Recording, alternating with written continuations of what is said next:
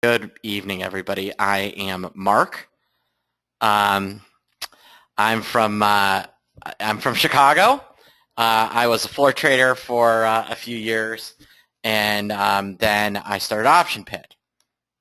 So today, what we're going to talk about is a couple of things. We're going to talk about using volatility to trade direction, and that is me talking to my girl Liz Clayman. She and I are she's my pal, and she's wearing really high heels here. I want you to know that. I'm not exactly tall, but she's about 5'2".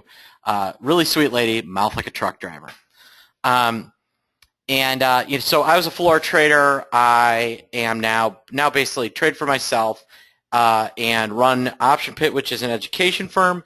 We also do consulting, so we'll go into different funds and tell them how to use options, or we'll break apart what they're doing in terms of their trading and try and find weaknesses, which is a lot of fun. All right, so directional trading. Volatility can act like a headwind or a tailwind to successful trading. All right, today, in about, hopefully 40 minutes, we're going to learn about basic buy-sell decisions to profit from directional trading. We're going to discover how strike selection can make the difference between a good trade and a bad trade. And we're going to use the combination of buy versus sell and strike decisions to come up with some trade that I use regularly in my trade ideas. All right? And then we'll take some questions. So ahead of this, unless the question is 100% relevant, save it till the end. If it's super relevant to exactly what I'm talking about, all right, ask away. Because if you're thinking it and it's about the subject that I'm talking about, super valuable. If I'm talking about buying calls and you're asking me about whether I use calendar spreads in some random scenario, not as useful. All right, so the key to trading options for direction is correlation. Correlation means how one instrument moves with another. Correlation of one means the two will move perfectly together. All right, so if Apple and IBM correlate at 1, if Apple picks up $1 or moves up 1%, then IBM should move up 1%, and if IBM falls 1%, then Apple should fall 1%. Options, which is what we're going to kind of primarily talk about, they can never correlate at more than 1 or less than -1. All right, to its underlying. To its underlying being the key. All right. So, I mean, options of IBM and Apple can correlate differently, but an option on IBM will never correlate at more or less than 1 or -1. So delta, all right, you probably heard this before. Delta is the option trader term for correlation. In math, this can also be called slope, all right? Delta can change with the passage of time, change in underlying price, or change in the important factor we're going to discuss tonight, which is volatility. All right?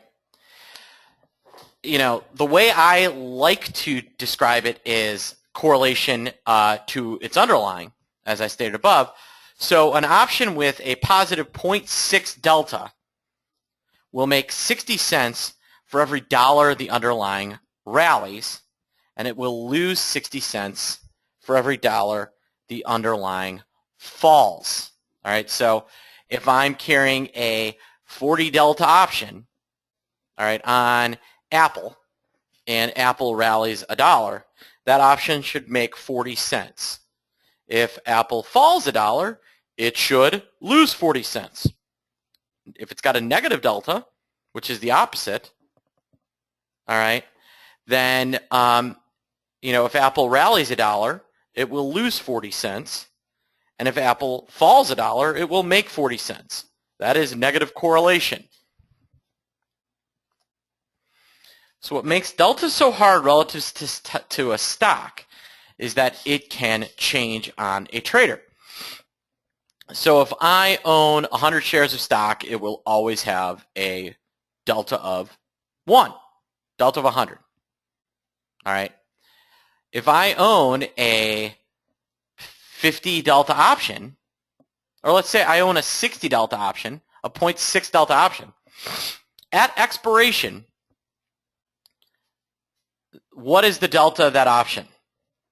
All right. So yesterday I bought an option with a 60 delta. All right. Today it is about to expire and it's still in the money. What do you think is the correlation of that option to the underlying? You know, it's a minute before the close. What is the correlation of that option to the underlying? What do you think?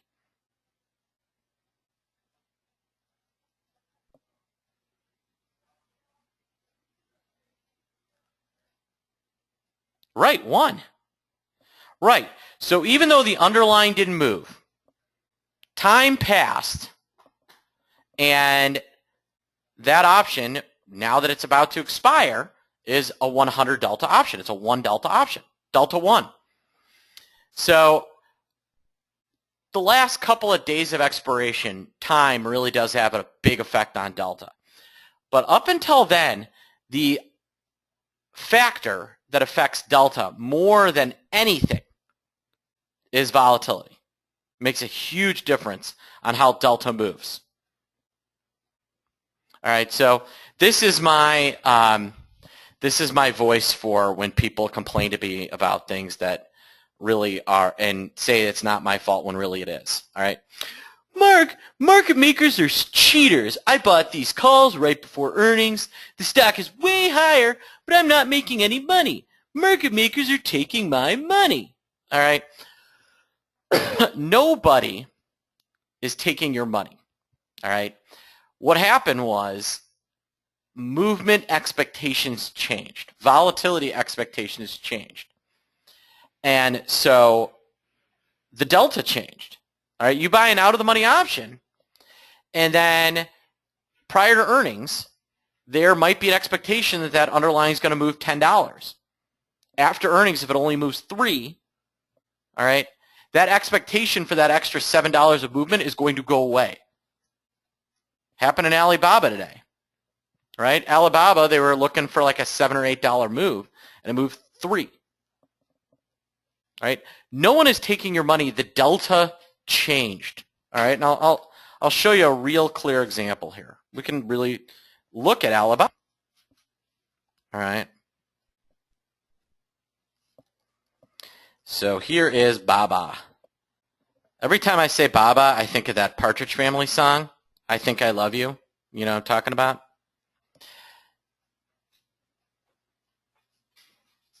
You know, because it starts out going ba, ba, ba, ba. Anyway, sorry. So let's just look at the option expiring this week. And let's look at the 100 and, you know, actually, let's look at the, I was actually looking at selling the 103 call yesterday, or the 113 call yesterday. So let's look at that. So yesterday it went out, let's just say 60 cents, and it had a delta of 11. Well, today, here we are. The stock's up $4. And what is the value of that 113 call, you think?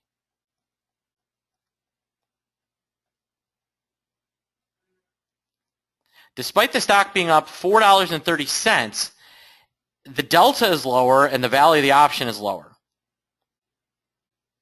Well, as you can see, what happened is volatility. Absolutely. I'll show you. So let's look at a chart here. Chart here.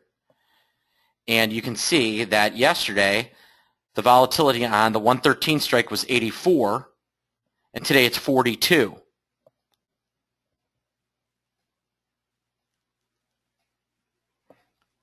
The expectations for movement changed, and so that is why the trader loses money. All right, so the Greeks, and this is the key, and this is the part that throws people off when they first learn options, and they're looking at their Thinkorswim or Live Vol or Options Express or Trade Monster, or whatever. All right. The Greeks, including delta, are produced by a pricing model. They are modeled risk based on inputs into that model. They're meant to help traders manage the risk given certain option positions. However, they are not a hard number.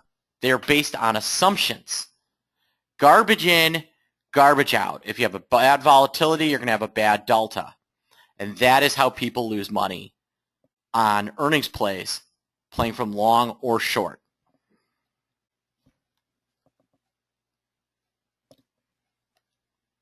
All right. Since delta can change and is modeled risk, picking the right option for the directional opinion is key. Should an option be bought or sold? In the money, at the money, or out of the money? It all depends on implied volatility. All right, so what makes trading volatility different than trading a stock? Over the long term, we know where implied volatility of a stock or index is going to go. We do not know where the stock price is going to go. Implied volatility is mean reverting. All right, that means it heads back toward where it came from. So this is Apple stock from a few weeks ago, like middle of July. Now look at VXAPL. This is the VIX of Apple. And it's been trending down until recently. Now it's been trending up. And one could see that that 200-day moving average, that gray line, really does hold a relatively consistent level. So look at that. One really moves, one's pretty flat. So a stock price can go anywhere and stay there. While volatility can go anywhere, it cannot stay anywhere. Over time, it must revert back. Understanding this will help you with buy and sell decisions. All right. Any questions on that so far?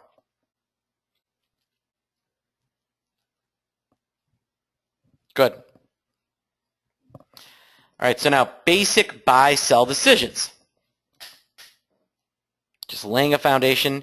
In general, all right, implied volatility really moves in kind of 4 cycles. All right, there's extremely low, low to normal, below average to normal, normal to above average, and then extremely high. All right, extremely high is very short periods of time. Extremely low can be semi-long periods of time like we just experienced. And then the balance of that is in between, is kind of the part in between. But over 50% of the time, volatility is low or extremely low. I would say somewhere near 60% of the time.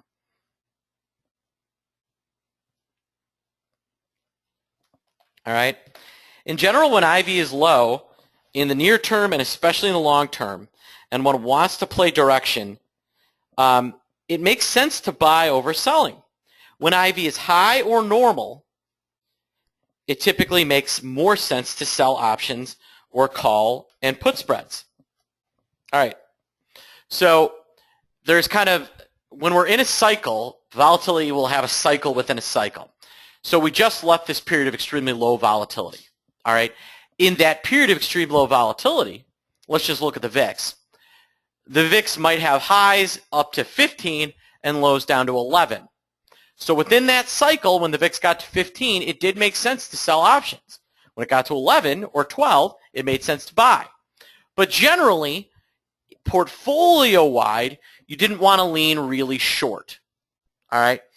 Now that we're in this period of kind of middling volatility, now we're in a period where low and high mean different things.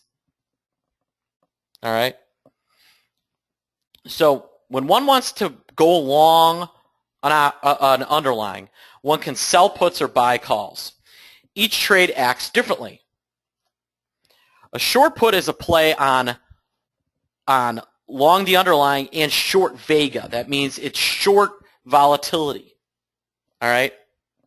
Thus, a trader is hoping the stock moves higher and implied volatility, that volatility component of an option comes in. Now, what makes implied vol drop? One, expectations of future movement fall. Two, movement stops. All right, the underlying stops moving. That can be a huge driver. All right. Then, so underlying movement stops, expectations of future underlying movement stop. Those are kind of the big drivers. So what it really is a play on less movement. All right. So when you sell a put spread or you sell puts, you are actually not betting that the underlying is going to rally. All right. You are betting that the underlying is not going to fall. All right. There's a difference, huge difference. All right. There's a difference between I'll bet that my kid doesn't fail out of school versus I'll bet you my kid does well in school.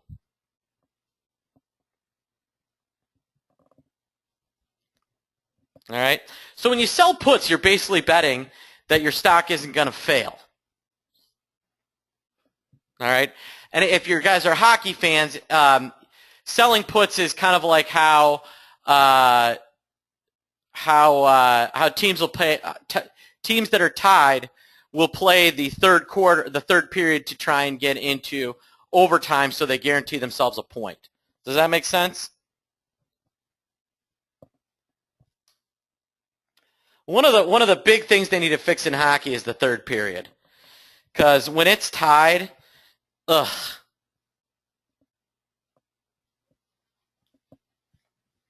Hopefully some of you are hockey fans. If you're not, then I apologize for the analogy. So now here is AN. All right. And notice volatility is really high. This is AutoNation. All right. So volatility is really high and spiking. And this is right after Warren Buffett had just come out and said, you know what? I think that,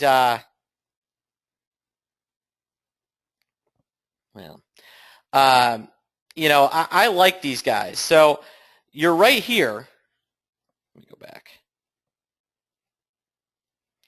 So look at this. You've got super high vol. You get a little bit of a move higher. All right. You're saying, okay, I don't think the underlying is going to fall anymore. Vol's through the roof. Perfect time to sell. All right. This is a sale here, which is going to make one some dollars. Is basically a bet that AutoNation is not going to fall anymore. It's the bet that the kid's not going to fail out of school. All right. It's the bet that you can at least meet standards. All right. So now a long call, on the other hand, is long delta and long vega. All right. A trader is hoping underlying goes up and volatility goes up at the same time. What makes that happen? An increase in movement or an increase in expected movement. Thus, you're betting the stock is going to rally. So this is one that we played in the strategy letter with CF Industries, fertilizer company. I'm looking here, and I'm saying to myself, this red line represents implied volatility. And I'm saying to myself, this volatility is so low. All right, CF has just had a little rally up. You can see here. It comes off a little bit, and I'm saying to myself, this is not going to get any cheaper. And lo and behold, the stock is off to the races.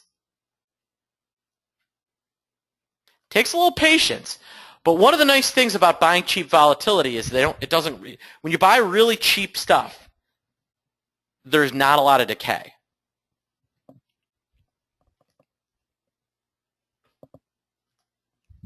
Now, getting short. Like going long, when one is making buy-sell option decisions, one must take implied volatility into account. When IV is high and one thinks the stock is going to go down, you sell calls or call spreads. When you think it's going to go down, all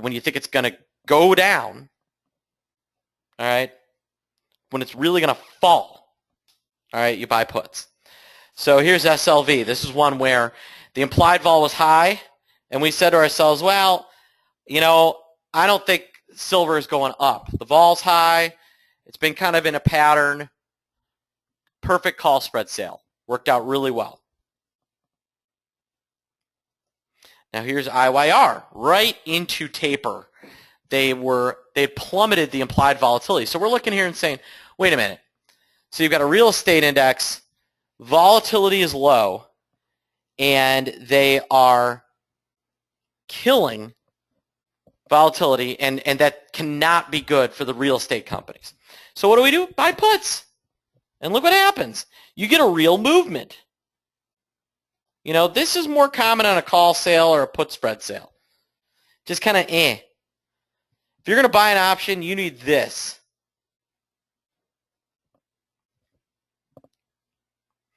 And when do you find that? Typically, right before things take off, the volatility gets crushed. Look at what happened in gold and oil. They were both at, generationally low volatilities. Same thing with currencies. They are now at year high volatilities, like that.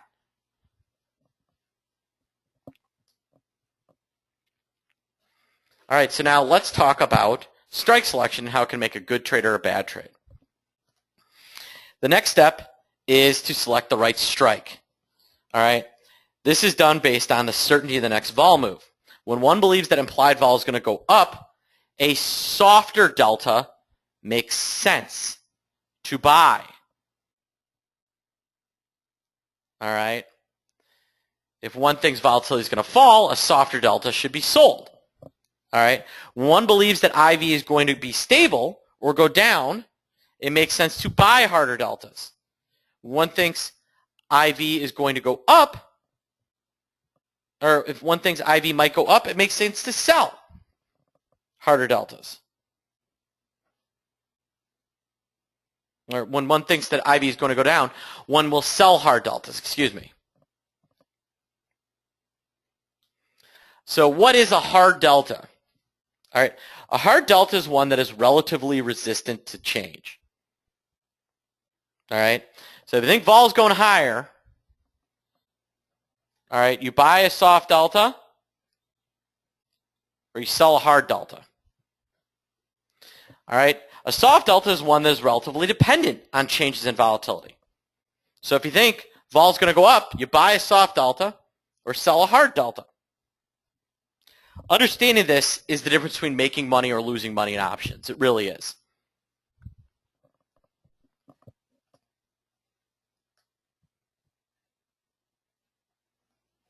So when would you want a hard delta? When one isn't sure of the future IV movement, when IV is extremely high, when one isn't sure the severity of the next move.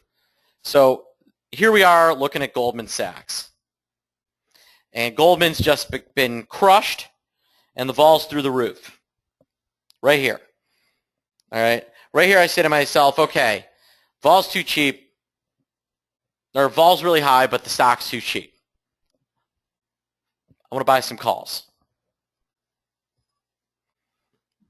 So I can buy the Goldman DEES 110 calls, or I can buy the DEES 125 calls. This is last year, guys. Alternatively, and a week later, you can see how the two options have performed. All right, I buy about dollar neutral. I buy the 110 calls or the 125 calls. What's going to do better? Well, let's look. So with Goldman trading 115.44, I can buy one of the 110 calls for $760. And this is where that theoretical delta comes into play. All right? I buy 70 deltas when I buy that one call, right? You take a look. Delta right there. 70 delta. All right? Or I can buy 8 of the 125 calls for 96 cents, and I'm buying 130 deltas. You can see right there. 17 times 8. Now, here we are a week later, Goldman's $5 higher. All right. Well, I can sell my 110 call at 10.65 for a profit of $3.05 or $305. I can sell my 8 calls that I spent $8 more on and collect a whopping $184. Well, what happened? Take a look at the vols. I'm buying 29.64 and 26.54. A week later, 27.60 and 22.75. So the volatility is really in. And that is why that strike selection was so bad. I spent less and made more. So now let's talk about now alternatively I could have sold a put spread here or a put. If I sold the 115 put at $4, that would have been a good trade. I make about the same, a little bit less than my long calls. So softer deltas are more sensitive to IV changes. And there's some very specific times where they can make a lot of sense. And that's when implied volatility is in the total toilet, like that CF trade. All right? When you're expecting a major move or a cheap bet. So here is IBM. This is International Business Machines. You might have heard of them. They used to make stuff. All right? Implied volatility is completely in the toilet.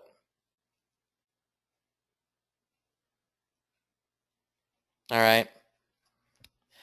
So my options are I can buy a 185 call for $6.80, or I can buy a few of the 195 calls for $1.22. Alternatively, I buy a 185 call for $9.30. Or no, alternatively, you can see 2 days later, I can sell out that 185 call at 9:30, or I can sell out my 195 calls at 225. Let's see how the P&L works out. All right. So here we are, 11:21. IBM closes 90.29. I pay $680 for 75 deltas. Or I can spend $610 buying 5 of the 195 calls for 122 and pick up 145 deltas. 2 days later, when the underlying rallies just $2, all right, I've made $2.50, $2.50, nice move with IB higher on my 185 calls. Or I can sell my 195s at 225, a profit of $515. So, I do okay on my 185 calls, but I make almost a 100% return on my 195s. And what made the big difference? Well, look at the vol. All right. The vol was 1602 versus 1320. And in this case, it went up to 1650, but my out of the monies went to 1360. The question is, please define hard and soft. So a hard delta is going to be something that has a real meaty delta to it. So it's going to be like a 65 delta or greater. A soft delta is going to be something that's out of the money typically, and a 35 delta or lower. All right? And so typically, that is how those two will work together. All right? And then in between, you've got kind of at-the-money options, which are more of a straight play on vol, or they're less directional. All right? So a hard delta is kind of an in-the-money option. A soft delta is an out-of-the-money option. And a soft delta will pick up a lot more value when implied volatility goes up relative to its price, and a soft delta will lose a lot more value relative to its price when implied volatility falls. Make sense?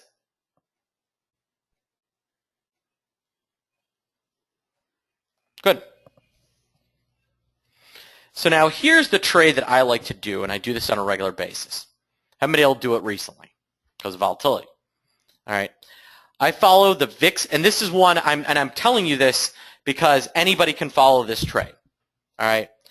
I follow the VIX methodologies that the SIBO puts out. So there's a VIX of the, there's obviously the VIX, which is on the S&P 500, but there's actually the RVX, which is on the Russell 2000. There's the VXN, which is on the NASDAQ 100. The VXD, which is on the Dow Jones. There's VXEEM, which is on EEM. And then they actually have them on individual equities. So there's VXAPL, which is on Apple. There's VXAZN, which is on Amazon. VXGOG is on Google. VXGS is on Goldman. And VXIBM is on the aforementioned International Business Machines. And what those basically are a SIBO version of this red line. And those are available anywhere. They're completely public. So anyone can look at them, and they're updated every 15 seconds. So they're relatively dynamic. So you don't need LiveVol, which is this fancy piece of equipment that I use, to do this.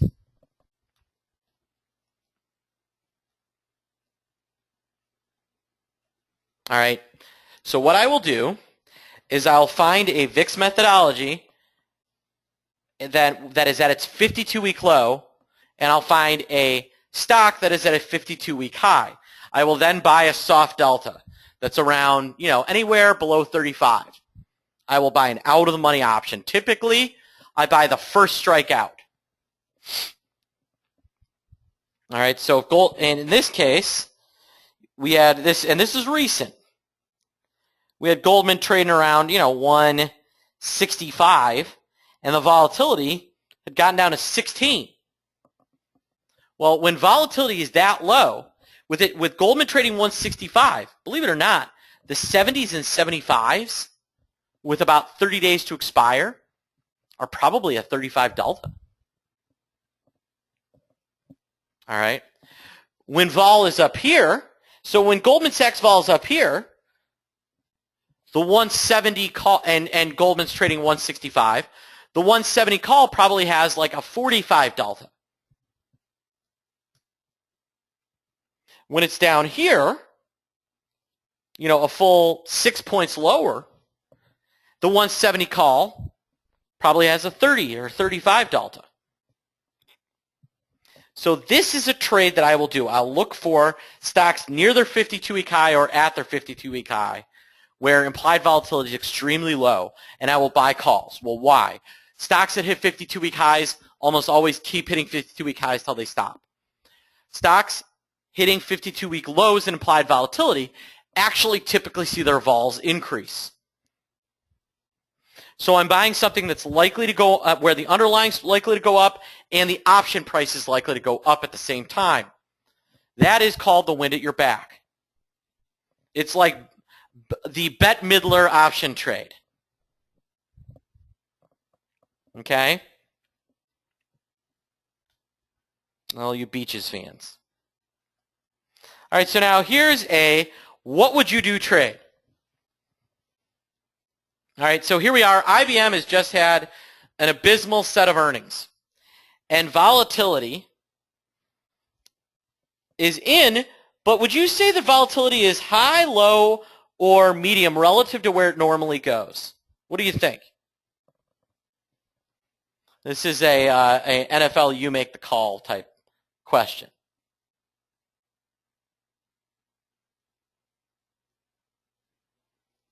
You make the call.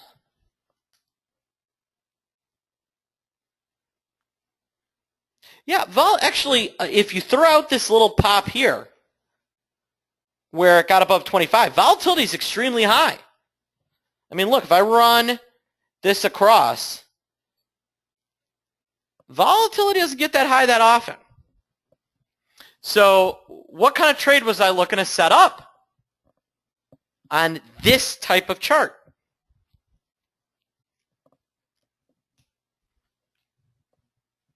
I would be looking to either sell a put spread or sell a call spread. All right. Well, now, that's on and kind of the plain vanilla approach. What we ended up doing was called a broken wing butterfly. All right, which is something I'm going to cover, not today. All right. So that would have been the trade that I would have done here in just the land of basic vanilla option trades. So in summary, volatility reverts. Implied volatility helps form positions. There are different types of positions for every delta, and positions are sensitive to changes in implied volatility. That's soft or hard delta. So now, special offer. All right. Using options for directional trading. Now, I was offering this class until November 1st for $47. I raised the price to $77. Now, because this might be your guys' first experience with me, I'm going to move it back down to that special price. You have to use code PW30. Now, what are we going to cover in this Saturday directional option trading primer? All right. Here's what we're going to cover. All right. We're going to start with kind of the way options and stock work together for a little bit. We're then going to move into basic buying and selling of options in a little more detail than what I covered. All right. Then we're going to get into spreading. All right. Then we're going to take a break. Then we're going to dig into advanced spreading. We're going to start with, use of skew and butterflies for trading. Then we're going to get into things like broken wing butterflies and ratio spreads. All right. And then finally, I'll show a very advanced trade that one can do involving multiple months. All right. It's going to be really good. It's going to take about 3 hours of your time, and you'll be glad that you did it. All right. It starts at 10 p.m. Eastern Time, 10 a.m. Eastern Time, on Saturday the 8th. All right. And yes, we're going to record it. You're going to get the video. You're going to get the slides, the whole 9 yards. And I've seen what's been done, and yes, it will be recorded. So you get to review the copy. It's yours for life. I've seen what's been done so far. Andrew's already done most of his slides. I've outlined what I'm doing. It's really good. All right, so worth the trouble. And if you take it and you say, Mark, that was a complete waste of my time, I will give you your money back. That's just the way I am. I'd rather you just go, my general feeling is if someone really feels that way, which they generally don't, better just to give them their money and send them on their way.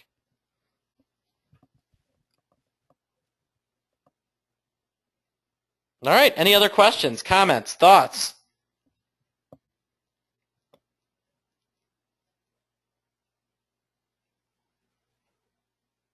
All right, well, I will be sending this video out shortly. You go to optionpit.com/DIR primer to go to this event. That's optionpit.com/DIR primer.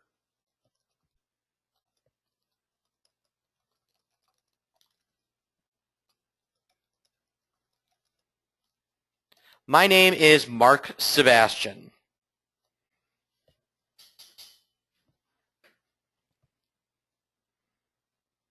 And that is a picture of me right there from a couple of years back when I was a little younger, had a little more hair, and was a little thinner. Actually, probably thinner now. And I've been taking Propecia, so I probably have more hair, believe it or not. Stuff works, folks.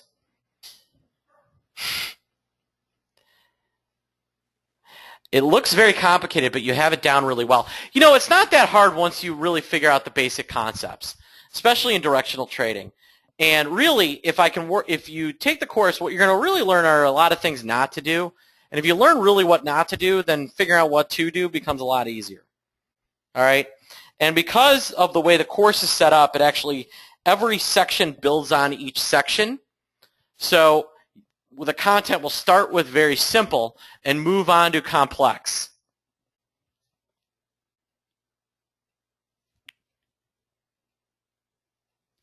So that is what I would expect out of you guys.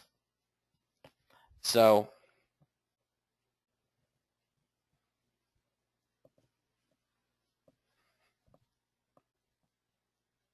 all right, guys.